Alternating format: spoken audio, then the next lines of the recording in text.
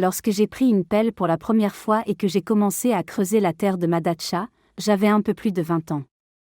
À cette époque, je pensais qu'un jardin était juste un endroit où poussaient des pommes de terre et des carottes pour avoir de quoi mettre sur la table en hiver. Mais les années ont passé, mon dos a commencé à se plaindre, mes mains ne tenaient plus la binette avec autant d'agilité, et j'ai compris, le jardin, ce n'est pas seulement de la nourriture.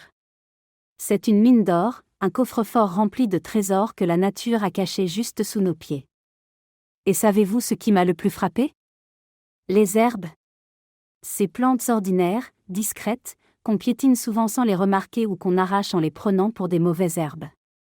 Pourtant, elles renferment une puissance capable de restaurer la santé, de remonter le moral et même, osais-je dire, de nous prolonger la vie. Aujourd'hui, je vais vous parler de 5 herbes que vous pouvez facilement cultiver dans votre datcha et vous révéler leur magie, une magie si captivante que vous ne pourrez pas lâcher cette histoire avant d'en connaître la fin. Alors, prenez une tasse de thé, installez-vous confortablement, et partons ensemble pour cette petite aventure. La première herbe dont je veux vous parler pousse presque devant chaque clôture, et on ne la remarque souvent pas. C'est l'ortie.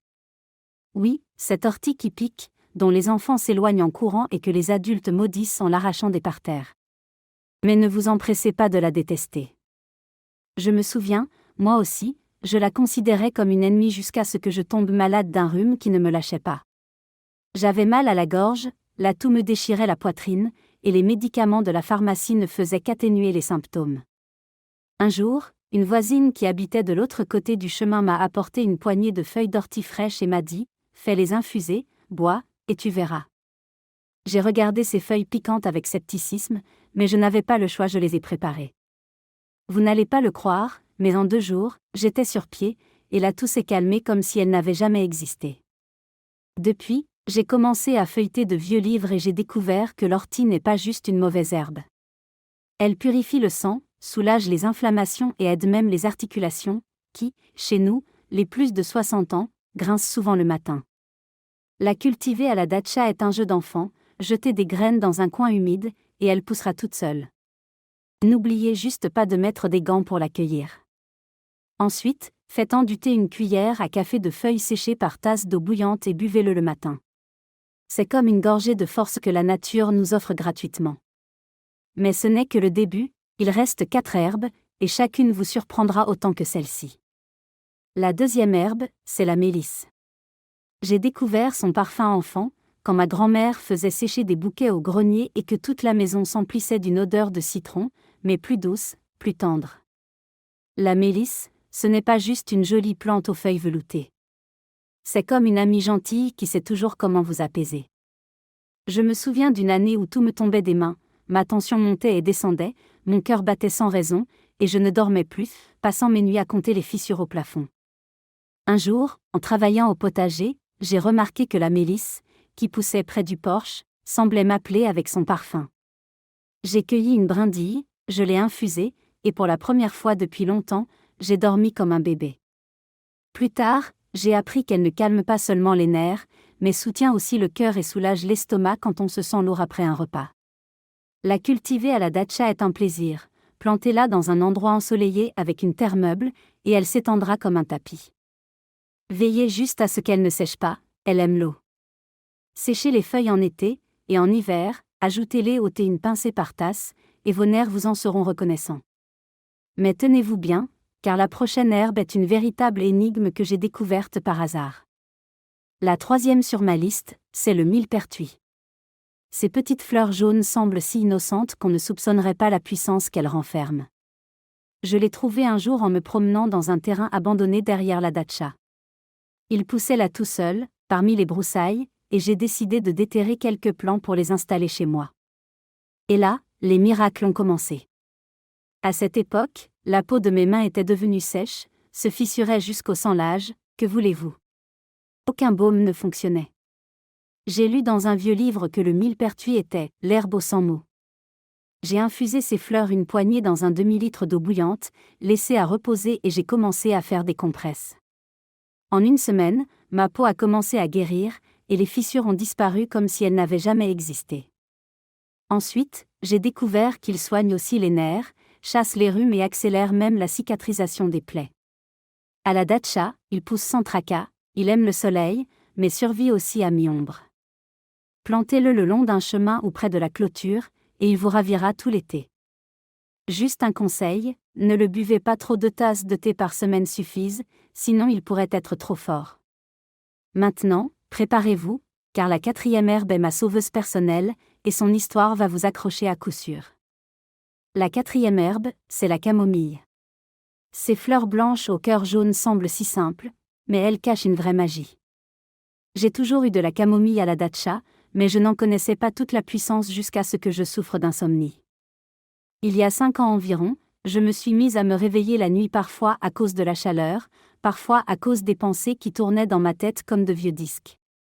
Le matin, je me levais épuisée, et même le café ne m'aidait pas. Puis je me suis souvenu que ma mère préparait de la camomille quand nous étions petits, et j'ai décidé d'essayer. J'ai cueilli des fleurs à la datcha, je les ai infusées 1 cuillère de fleurs séchées par tasse d'eau et je les bus avant de dormir. Pour la première fois en des mois, j'ai dormi toute la nuit sans me réveiller. Plus tard, j'ai appris que la camomille ne se contente pas d'améliorer le sommeil, elle calme l'estomac et soulage les inflammations, de la gorge aux gencives quand les dents commencent à gêner. La cultiver est un jeu d'enfant, jetez des graines dans n'importe quel coin ensoleillé, et elle poussera toute seule. Récoltez les fleurs en juillet, séchez-les à l'ombre, et vous aurez une réserve de santé pour tout l'hiver. Mais ce n'est pas fini, la 5e herbe vous attend, et elle va révéler un mystère qui ne vous laissera pas tranquille. La 5e et dernière herbe, c'est la menthe. J'aime son parfum frais depuis ma jeunesse, quand, avec mes amis, nous l'accueillions près du ruisseau pour la mettre dans le thé, juste pour l'odeur. Mais j'ai découvert sa vraie force quand mes genoux ont commencé à craquer comme de vieilles planches et que ma tête bourdonnait de fatigue. Un jour, après une longue journée à la datcha, j'ai arraché 2 brindilles de menthe, je les ai infusées 1 cuillère de feuilles par tasse et je les bus. Une demi-heure plus tard, la douleur dans mes genoux s'est apaisée, et ma tête s'est éclaircie, comme si quelqu'un avait ouvert une fenêtre dans une pièce étouffante. Ensuite, j'ai appris que la menthe ne soulage pas seulement la douleur, mais régule aussi la tension et améliore la digestion, très utile si vous vous sentez lourd après le dîner. La cultiver à la datcha est un pur bonheur, plantez-la dans un endroit ombragé et humide, et elle s'étendra seule. Attention juste à ce qu'elle n'envahisse pas tout, la menthe aime sa liberté. Séchez les feuilles, ajoutez-les au thé ou sentez simplement les brindilles fraîches, c'est comme une bouffée de jeunesse. Et voici mon secret, mélangez de la menthe avec de la camomille à parts égales, infusez avant de dormir, et vous sentirez votre corps vous remercier pour ses soins. Imaginez maintenant, vous marchez dans votre datcha, et là se tiennent ces 5 magiciennes, l'ortie, la mélisse, le millepertuis, la camomille et la menthe. Chacune avec son pouvoir, chacune avec une histoire qui attend que vous la découvriez. Je ne les ai pas cultivées toutes d'un coup, d'abord une, puis une autre, jusqu'à réunir les 5. Et savez-vous ce que j'ai remarqué ? Depuis, je vais moins à la pharmacie, je me plains moins des douleurs, et mes matins sont plus lumineux, même s'il pleut dehors. Ce ne sont pas juste des herbes, ce sont des amis qui nous aident, nous, les plus de 60 ans, à nous sentir vivants. Quand j'ai planté de l'ortie pour la première fois, je ne pensais qu'à éviter qu'elle ne se répande trop. Mais ensuite, en cueillant ses feuilles piquantes, j'ai compris, elle est comme nous, un peu rugueuse dehors, mais pleine de bonté dedans. Je la faisais sécher au grenier, et en hiver, je l'ajoutais aux soupes, pas seulement pour le goût, mais pour la santé. Une fois, mon petit-fils est rentré de dehors avec la gorge rouge, et je lui ai préparé un thé d'ortie. Le lendemain, il courait dans la cour comme si de rien n'était. Et la mélisse ? Elle est devenue mon salut les jours où mes nerfs étaient tendus comme des cordes. Je l'ai plantée près du porche pour respirer son parfum citronné à chaque passage. Et chaque fois que je la préparais le soir, je sentais le stress s'évanouir, comme si quelqu'un me caressait la tête. J'ai aimé le millepertuis pour sa modestie. Il ne se vante pas, mais quand vous le prenez en main, vous comprenez, c'est un vrai guérisseur. J'en ai fait de l'huile en infusant ses fleurs dans de l'huile d'olive pendant 2 semaines et je l'appliquais sur mes mains quand ma peau se craquelait à cause du vent. Et la camomille ? Elle est devenue mon ange de la nuit. Je récoltais ses fleurs dans un panier, je les faisais sécher sous un auvent, et chaque soir, en préparant une tasse, je la remerciais pour la paix qu'elle m'apportait. Parfois, j'ajoutais une goutte de miel pour le goût et pour l'âme. Et la menthe, c'est ma joie. Je l'ai planté le long de la clôture, et maintenant, en passant, je cueille une feuille et la tiens dans mes mains, respirant son odeur. C'est comme un rappel, la vie a encore de petits miracles. Mais le plus intéressant, c'est que ces herbes ne se contentent pas de pousser, elles nous enseignent. L'ortie enseigne la patience, ses feuilles piquantes cachent la santé. La mélisse apprend à trouver le calme même dans la tempête. Le millepertuis montre que la force peut être discrète.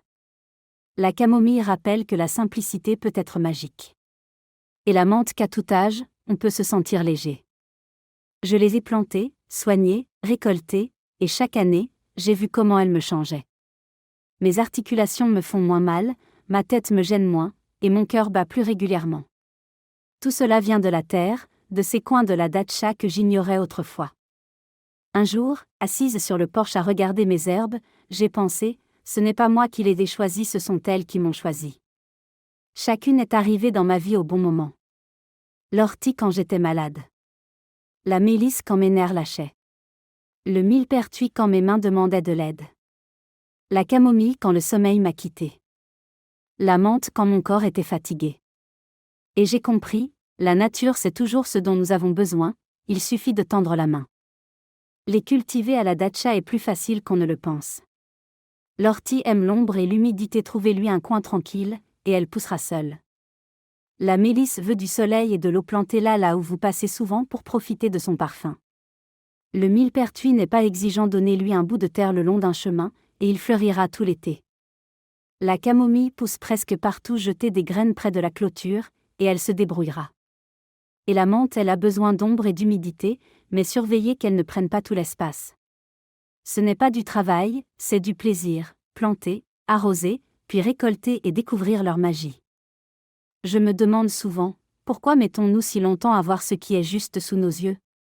Peut-être parce que nous cherchons des chemins compliqués ? Mais ces herbes sont la preuve que le génie est dans la simplicité. Elles ne demandent pas grand-chose, un peu de terre, une goutte d'eau, un rayon de soleil.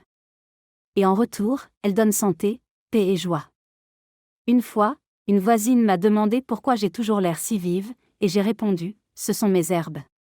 Elles soignent non seulement le corps, mais aussi l'âme. Imaginez maintenant votre datcha. Peut-être avez-vous un coin oublié où l'ortie pointe déjà le bout de son nez ? Ou un endroit ensoleillé où la mélisse pourrait prendre racine ? Et pourquoi pas le long de la clôture pour le millepertuis, ou de la camomille près du porche ? Et la menthe, lui refuseriez-vous un mètre d'ombre ? Commencez par une, choisissez celle qui vous appelle le plus. Plantez-la, arrosez-la, attendez. Puis cueillez une feuille, préparez un thé et respirez leur magie. Ce ne sont pas juste des herbes, c'est une force que la nature a gardée pour nous, les plus de 60 ans, pour que nous vivions plus intensément, plus longtemps, plus heureux. Quand j'ai préparé de l'ortie pour la première fois, je ne croyais pas que ça aiderait. Mais elle m'a remise sur pied plus vite que les cachets. La mélisse est devenue mon rituel du soir, je la buvais et sentais le jour lâcher ses soucis. Le millepertuis m'a surprise par sa puissance discrète, son huile est encore sur mon étagère, comme un talisman. La camomille m'a offert des rêves que j'avais oubliés, et la menthe une légèreté qui me manquait. Et tout ont poussé dans ma datcha, sous mes mains, dans ma terre. Un jour, debout près de mes herbes, je les ai regardées onduler sous le vent et j'ai pensé, ce ne sont pas juste des plantes. C'est la vie.